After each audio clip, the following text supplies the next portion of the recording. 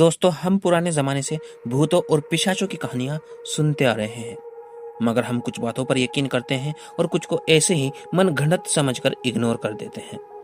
मगर उन मनगढ़ंत सुनी हुई कहानियों की घटनाएं जब हमारे सामने होती हैं, तो ना चाहकर भी हम विश्वास करने पर मजबूर हो जाते हैं। आज ऐसी ही एक घटना के बारे में मैं आपको बताने वाला हूँ। जो कहानी मैं आपको बताने वाला हूँ दोस्तों, यह कहानी कुछ इस तरह है।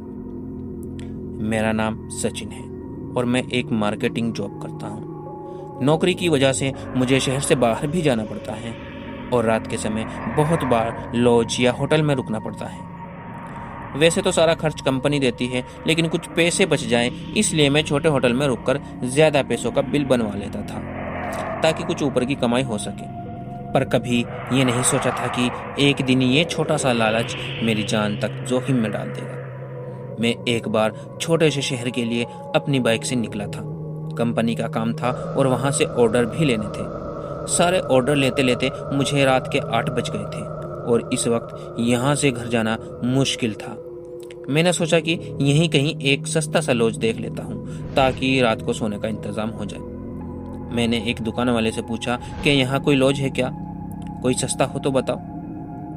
तो उस दुकान वाले ने मेरी ओर देखा और अनदेखा करके बोला, यहाँ कोई लॉज नहीं है। हाँ, लेकिन यहाँ से 2 मील पे एक छोटा सा ढाबा है। अगर तुम वहाँ खाना खाओगे तो मैं रुकने का इंतजाम कर देंगे। मैंने उसको धन्यवाद बोला और वहां से निकल लिया। तभी मुझे पीछे से किसी ने आवाज लगाई। मैंने पीछे मुड़ के देखा तो वही दुकानदार था। वो खुद चलकर मेरे पास आया और बोला, हाईवे पे यहाँ से सीधे जाना, कहीं भी रुकना मत, सीधे उस ढाबे पे ही जाकर रुकना, क्योंकि रास्ते में भूतों का डेरा है। तुम नए हो तो तुम्हें पता नहीं होगा। अगर तुम्हें कोई रोके या लिफ्ट मांगे तब भी नहीं रुकना। और इतना कहकर वो चला गया। मैंने ऐसी बातें सुनी तो थी, पर आजकल कौन यकीन करता है, इसलिए मैंने उसकी बात को सीरियस नहीं लिया। ठंडी ठंडी हवाएं चल रही थी। मुझे ठंड से जुकाम होता है, तो इसलिए मैंने जैकेट पहन रखा था। शहर से बाहर निकलने पर मैंने देखा सड़क के दोनों तरफ झाड़ियां थी। कुछ दूर चलने पर एक बड़ा सा मोड़ आया, तो मैंने गाड़ी धीरे की और हॉर्न बजाया। तभी मैंने देखा कि एक पेड़ के नीचे एक आदमी सोया हुआ है। मैंने सोचा कोई भिखारी होगा या कोई दारू पी के पड़ा होगा। मैं बिना रुके ही वहां से चला गया। थोड़ी दूर और आगे जाने के बाद मुझे एक रोशनी दिखी। मुझे लगा कि वही ढाबा होगा जो वो दुकानदार बोल रहा था। पास जाके देखा तो एक छोटा सा घर था। बाहर लिखा हुआ था होटल। एक दिया भी जल रहा था और बाहर एक कोने में आग भी जल रही थी। आसपास कोई भी नहीं दिख रहा था, तो मैंने बाहर से ही आवाज लगाई, कोई है? काफी देर के बाद एक बुढ़िया आई। उसके हाथ में भी एक दिया था। वो काफी उम्र की लग रही थी। वो छड़ी के सहारे चल रही थी। देखने से सब कुछ ठीक लग रहा था, तो मैंने उस बुढ़िया से पूछ लिया, अम्मा, यहाँ रात के लिए रुकने के लिए कोई कमरा मिलेगा क्या? जो किराया होगा वो ले लेना। मैंने मन ही मन सोचा कि ये क्या किराया लेगी, 150 रुपये देकर निकल जाऊंगा और सुबह 500 का बिल बना के ऑफिस में दे दूंगा। 400-450 का फायदा ही हो जाएगा। वो बोली, हाँ, अगर खाना चाहिए तो वो भी मिल जाएगा। मैंने अपने साथ कुछ बिस्किट और चिप्स के पैकेट्स रखे हुए थे। ये सब मैं हमेशा साथ में रखता हूँ। मैंने सोचा कि पता नहीं इसको रात को दिखाई भी देता होगा या नहीं, पता नहीं खाना बनाने में कितना टाइम लगे। मैं बोला, नहीं अम्मा, मैं शहर से निकला तो वहां से खा के आया हूँ, तुम कमरा दिखा दो, सुबह जल्दी निकलना है। वो इशारे से चलने को बोली। मैं उसके पीछे चला गया। घर अंदर से काफी साफ सुथरा था। अंदर जाते ही दाहिनी तरफ 2 कमरे थे। मुझे एक कमरे में छोड़कर वो चली गई। मैं भी थका हुआ था। थोड़े बिस्कुट खा लिए और साथ में लाया पानी पी के खाट पे लेट गया। खाट थोड़ी छोटी थी, मेरे पैर बाहर लटक गए, तो मैं पैरों को थोड़ा मोड़ के करवट लेके सो गया। थका हुआ था तो जल्दी ही नींद आ गई। रात को मेरी आंख खुली तो मैंने टाइम देखा, 12 बज चुके थे। मुझे कुछ कुतरने की आवाज आई। मैंने मोबाइल उठाया और टॉर्च जलाकर देखा तो देखा चूहा था। मैंने उसको भगाया और सोने की कोशिश करने लगा। तभी मुझे बाहर से रोने की आवाज आई और साथ में कुछ तोड़ने की भी। मैं चौंक सा गया।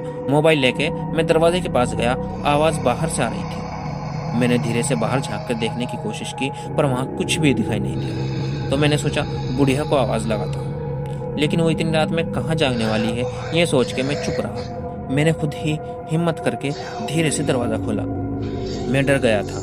एक तो अंधेरा था, ऊपर से वहां बिजली भी नहीं थी। रात को अगर अचानक ऐसे आवाज आएगी तो डर ही लग जाता है। वो आवाज बगल वाले कमरे से आ रही थी। मैंने अंदर झांकने की कोशिश की पर कुछ नहीं देख पाया। मुझे पहले लगा कि मेरे जैसा कोई मुसाफिर होगा जो अपनी बीवी के साथ रात को यहाँ रुका होगा और उसका बीवी से झगड़ा हुआ होगा, क्योंकि रोने की आवाज किसी औरत की ही थी। मैंने दरवाजा खटखटाया। एक झटके से दरवाजा खुल गया। मेरी धड़कनें एकदम से तेज हो गई।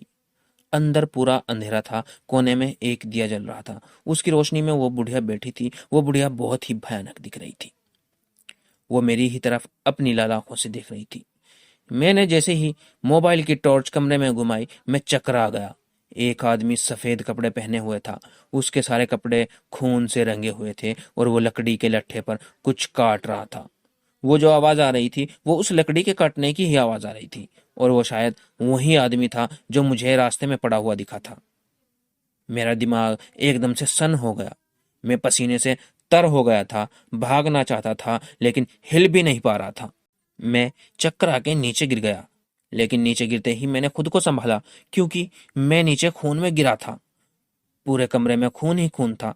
मेरे गिरते ही मेरे ऊपर चिपचिपे से कीड़े रेंगने लगे। उस बूढ़ी औरत के ऊपर भी कीड़े चढ़े हुए थे। हर तरफ से सड़ने की बू आ रही थी। वो बुढ़िया अचानक से खूंखार हो गई। वह एक धार हथियार लिए हुए मेरी तरफ बढ़ने लगी। मैं तड़प रहा था। वो जैसे ही मेरे करीब आई, मैंने दरवाजे को उसके मुंह पे दे मारा, क्योंकि मैं दरवाजे के नजदीक ही पड़ा था।